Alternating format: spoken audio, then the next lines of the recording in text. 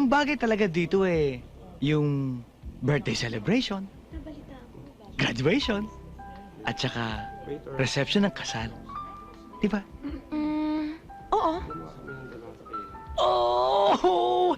Mama! Pumayag na si Lynette! Dito na reception ng kasal namin! Oh!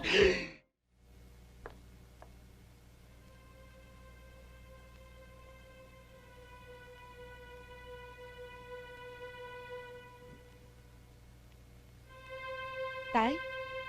Ano to? Iha, maupo ka, anak. Siya na ba ang apo ko?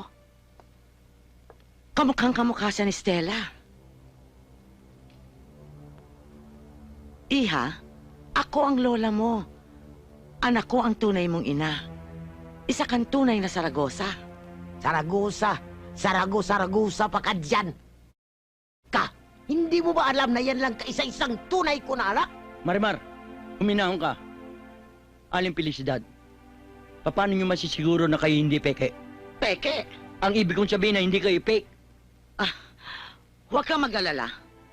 Kinausap ko na ang aking abogado. At sinabi ko sa kanya, ihanda lahat ang mga dokumento na magpapatunay. At gusto kong malaman ninyo na hindi ako natatakot kahit magharap-harap tayo sa husgado. Dahil tinitiyak ko sa inyo, mababawi ko rin sa inyo ang aking apo. Bakit? Tinatakot ba niyo kami? Tinatakot ba niyo kami? At wala tayong dapat ikatakot. Tama. Kasi, sa itsura nyo lang, nakakatakot na. Iha, talagang ampun ka lamang nila. Kaya kukunin na kita. Ibibigay ko sa iyo ang magandang buhay na kahit kailan ay hindi mo pa natikman. Babalikan kita, Iha. Babalikan kita. Inay? Tay? Totoo ba ang sinasabi niya? Hindi niyo ako tunay na anak.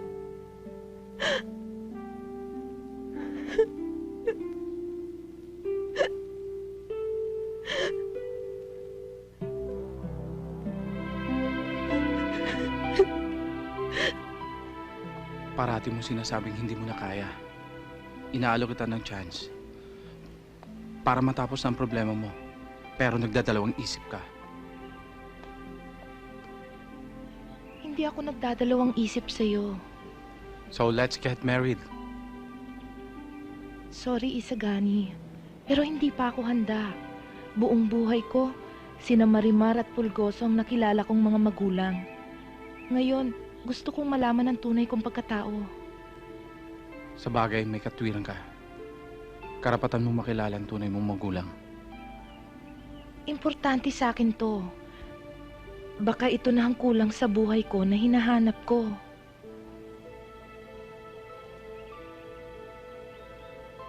Sa akin, hindi problema yon. Kahit na sino pa ang tunay mong mga magulang, hindi pa rin magbabago ang pagtingin ko sa'yo.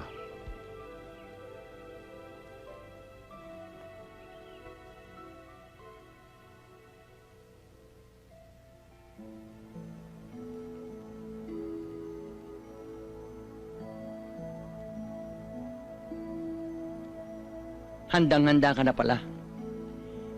Alam mo, Lynette, napag-isip-isip namin ng mami mo, wala kaming laban sa lola mo eh. Sapagkat kami wala man lang hawak ng mga papilis. Ni toilet paper man lamang. Maganda magiging buhay mo. Mayaman siya eh. Maipagmamalaki mo. Matigas na rin lang ang ulo mo. Dumating na rin lang ang lula mo. Magsama-sama na kamo. Sos!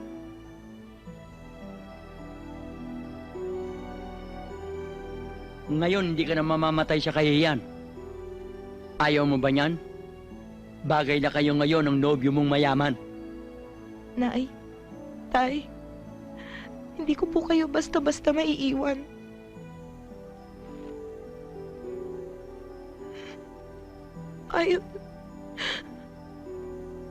Ayaw na po ba ninyo sa akin? Ano pa ang dinadalda mo? Umaarte-arte ka pa. Dalhin mo na yung maleta mo. Ayun, hinihintay ka na ng lola mo. Ayun, Saragosa yun eh. Mayaman yun. Masusunod yun ang gusto mo. Sige na, umalis ka na. Sige na, umalis ka na. Lumayas ka na.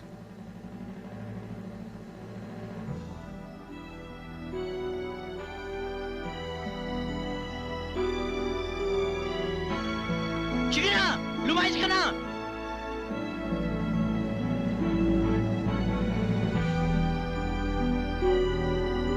Sumakay ka na!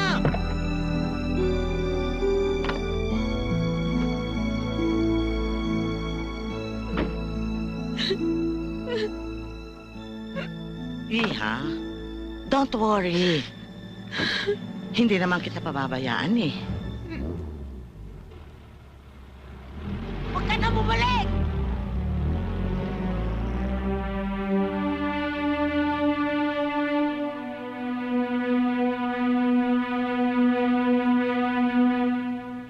Cookie! Wala nang anak natin, Cookie. Wala na. Wala na. Cookie.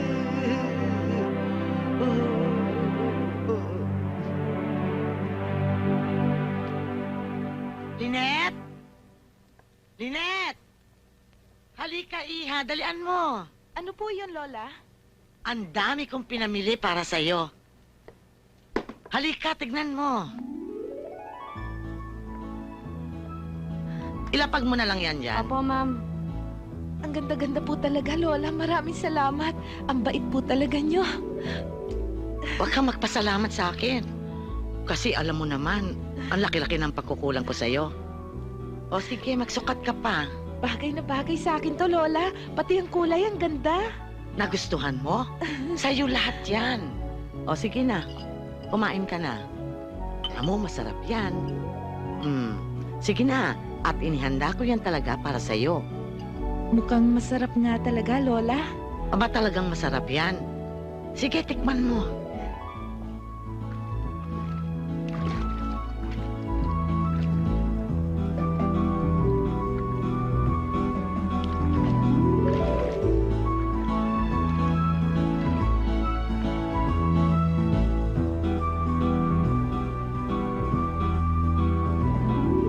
Marimar? Naiisip mo ba kung ano yung nasa isip ko? Ikaw ba, nararamdaman mo ba yung nararamdaman ko? Oo. Di ba? Di ba? Di ba? Alam ko na!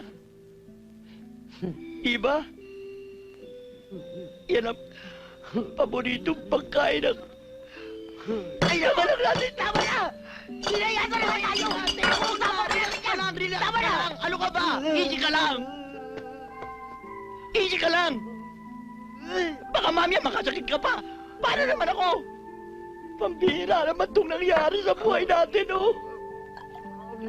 Ay, Hindi niya alam kung ano nangyayari. Tayo ngayon nagdurusa dito. Easy ka lang, darling. Magdasal tayo, baka meron pang babago mangyayari. Nakakapanibago. Wala na tayong bantay. Ang sarap, walang bawal. At hindi ko na kailangan sumuot-suot kung saan-saan. Para lang magtago. Thank you, ah. Yeah, Sa pasalubong mo. I hope you like it. Buksan mo mamaya. Okay? Oo. Ha?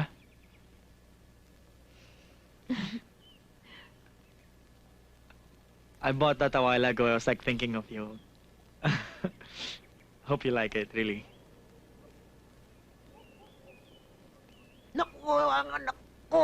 Parang payatamang anak natin, ah. Pero parang masaya naman siya. I think she has no problem. Oo. Maski na anong itsura niya, basta maligaya siya. Hindi pala tayo nakamali sa ating desisyon, ah. Oo. Oo nga. O paano? Una na ako. May lakad pa ako eh. Sige.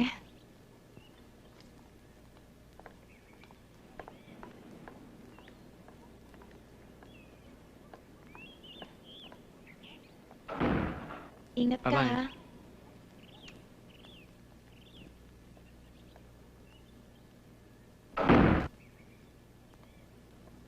O, Lynette, nasaan yung bisita mo? Umalis na po, Lola. O ano, happy ka ba? Opo, Lola. Kaya, thank you very much talaga sa inyo. Wala yun. Ang mahalaga, nandito ka na at magkasama tayo. Lola, kwentuhan mo pa ako tungkol sa mamit daddy ko. Ano ba ang gusto mong malaman? Kahit ano po. Bueno, ang mami mo, mabait. Maganda siya. Kaya lang, talagang hindi siya marunong magpatakbo ng negosyo. Kaya sa daddy mo pinamahala. Palibhasa, ang mga daddy mo naman hindi pamilya ng negosyante. Ayun. Nabankrupt kami. Nako, malaki pala ang kasalanan ng mami at daddy ko. Nakakahiya po sa inyo. Wala yun. Ngayong magkasama na tayo, ikaw na ang tutulong sa akin. Pero wala po akong alam sa negosyo. Tuturuan kita. Basta't susunod ka lang sa lahat ng sasabihin ko. Ano? Maasahan ba kita? Kahit ano po para sa inyo, Lola. Makabawas man lang ako sa kasalanan ng mga magulang ko. Nako, ang bait talaga nitong apo ko.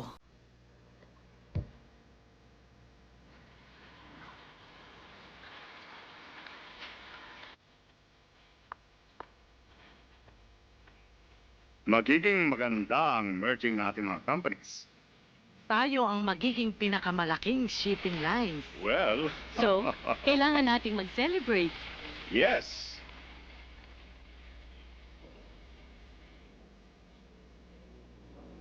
To success and more income. And more money. But of course,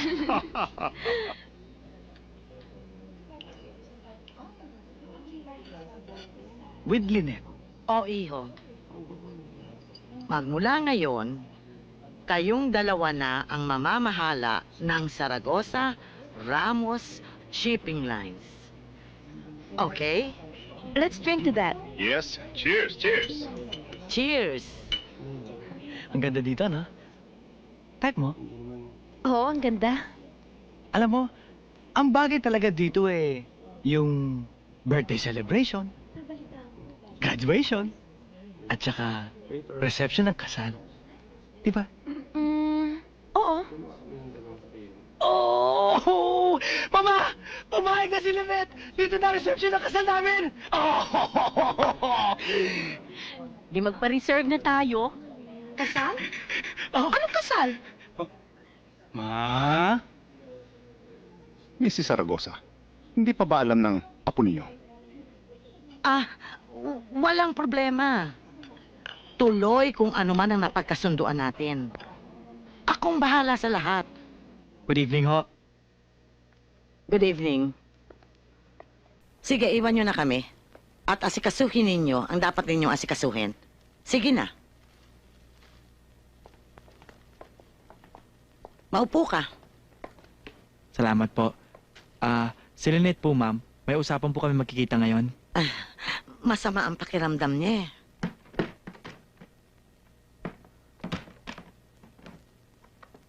Ano po yun? Wala. Nagre-rearrange kasi sila ng kasangkapan.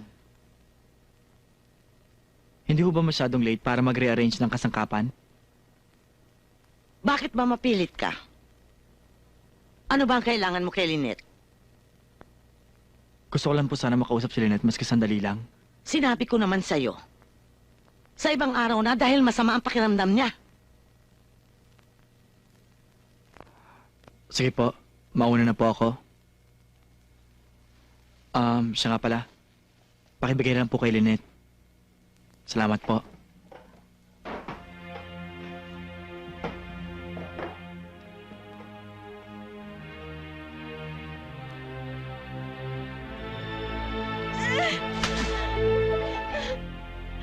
Bakit ba ang ingay-ingay mo, babae ka? Kanina pa ako naiirita sa'yo.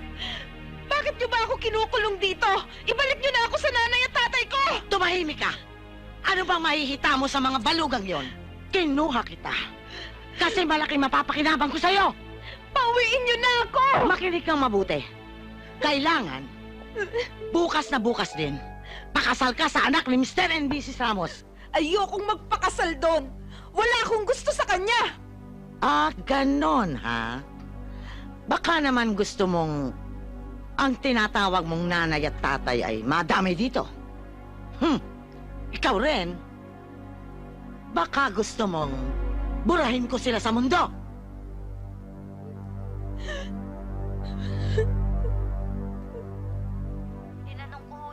kasama ko dito.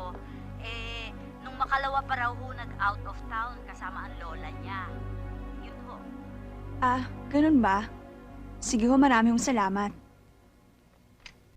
Ano, nakausap mo na? Out of town daw nung makalawa pa. Ha? Dumalaw ako kagabi sa kanila. Ang sabi ng lola, masama lang daw pakiramdam niya.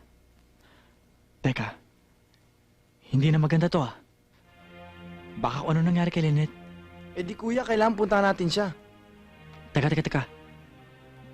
Maraming taon si Doña Felicidad sa mansyon. Dapat pag-isipan natin itong mabuti. Oo nga. At kailangan malaman to ni Ma'am Pulgoso at ni Aling Marimar.